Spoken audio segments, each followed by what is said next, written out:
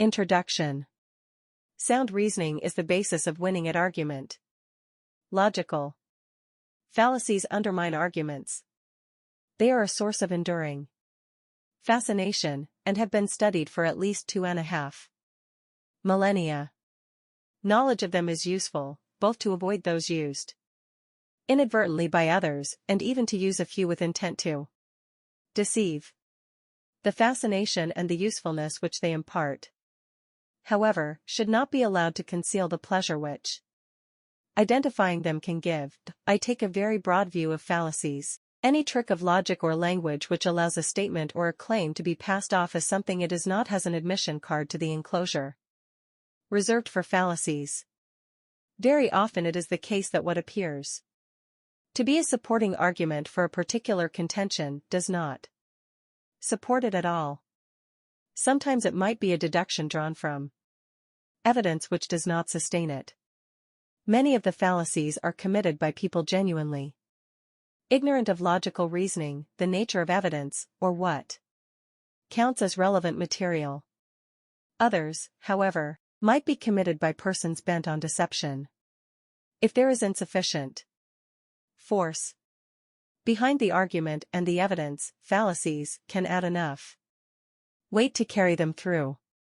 This book is intended as a practical guide for those who wish to win arguments. It also teaches how to perpetrate fallacies with mischief at heart and malice aforethought. I have described each fallacy, given examples of it, and shown why it is fallacious.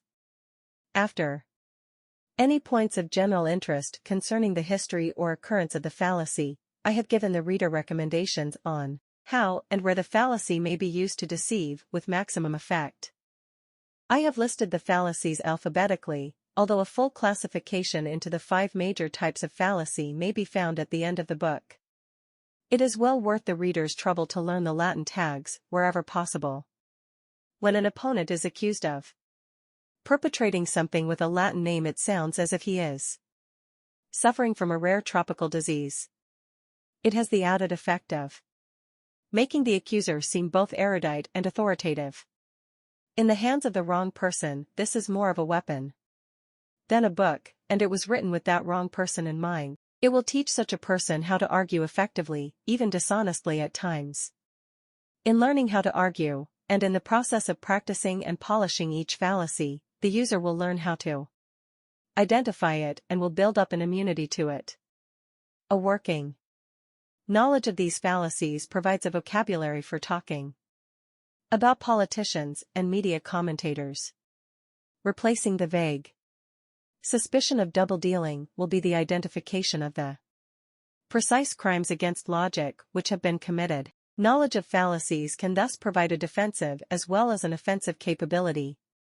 Your ability to spot them coming will enable you to defend yourself against their use by others, and your own dexterity with them will enable you to be both successful and offensive, as you set about the all-important task of making arguments go your way.